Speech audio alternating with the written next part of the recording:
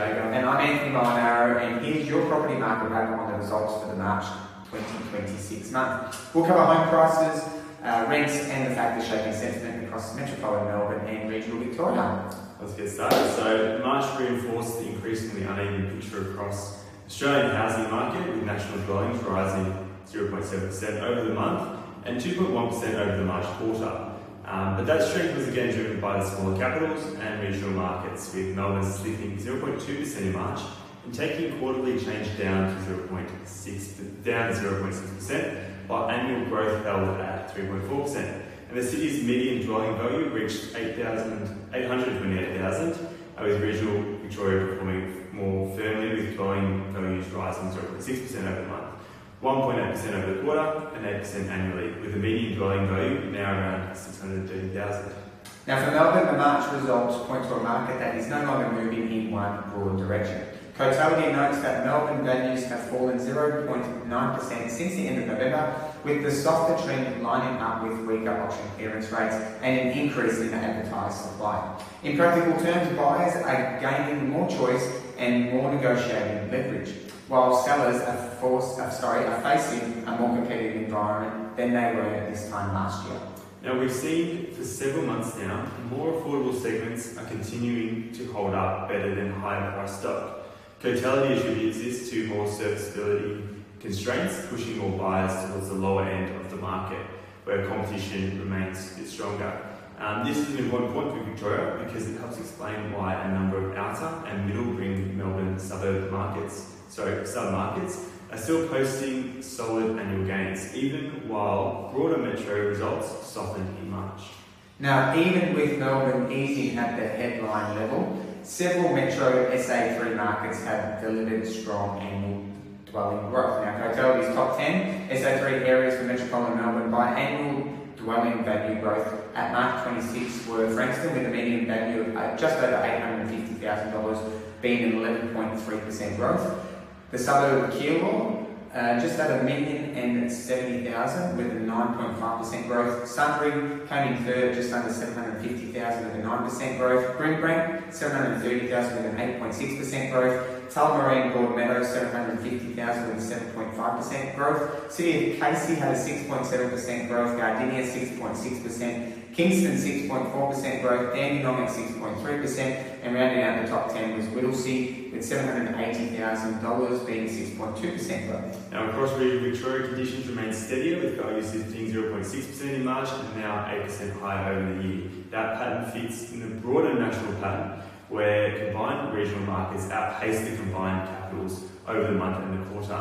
Lower price points, relatively better affordability, and more resilient owner-occupier demand continue to support regional performance, even as confidence weakens nationally. Now, regional Victoria also continues to produce some of the state's strongest annual growth stories.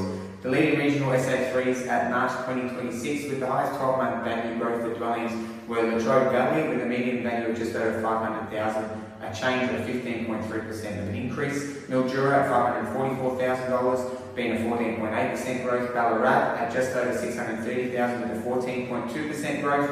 The Grampians had a 14% growth. Wodonga had a $692,000 average, being a 13.2% growth. Maryborough at 13%. Bendigo at 12.2%. Wellington at 11.4%. Loddon at a 10.5% growth, and Burnell, which is the southern Grampians area, at a 10.4% growth. Now on the rental side, pressure remains persistent, so Cotality shows the national rental index rose 0.7% in March, with rents up 5.7% annually, the fastest annual growth since October 2024. Now the report also notes that rental affordability is already stretched, with the median income household spending about 33% of pre-tax income on rent at current median market rates. Now in Victoria, RARB's latest figures show median weekly rents across metropolitan Melbourne at $580 for houses and around $575 for units, while regional Victoria sits at $495 for houses and $400 for units. RARB also reports vacancy rates of 2.6% across metropolitan Melbourne and 2.2% across regional Victoria, showing some availability but still in a market where affordability remains under pressure. Now looking more closely at where rents are moving fastest, Domain's latest rental reporting shows that a number of Melbourne suburbs recorded double-digit annual rent increases over 2025. So for houses in Princess Hill, their rent is up 18.3% to $1,000 a week, followed by Caulfield at 17.6%, Hawthorne East at 16.7%, and in the unit market, Moorabbin and Bellwood both posted rental growths of more than 18% over the year. Now, what home sellers need to know right now? Sellers need to understand that the market has become more selective. Melbourne is no longer in a phase where broad-based momentum does their heavy lifting. Buyers have more stock to choose from, confidence has softened, and affordability constraints are limiting for how many purchases are being stretched. That means pricing discipline, presentation, and campaign strategy matter more than they did 6 to 9 months ago. Homes that are well positioned and realistically priced are still attracting competition, particularly in affordable and family-orientated corridors, but over-ambitious quoting or poor campaign execution is more likely to be exposed in this current environment. Now, will conditions change this year? Conditions can shift throughout the rest of 2026, but the most likely change is not a sharp rebound or a major correction. It's more of an uneven and cautious market. So Cotality expects outcomes to remain mixed, with affordable segments likely to hold up better, while higher value markets they face more pressure from borrowing constraints and cost of living headwinds. Now, key watch points will be inflation, interest rates, listing volumes, and whether confidence stabilises. If supply continues to rise and sentiment stays soft, Melbourne may remain subdued.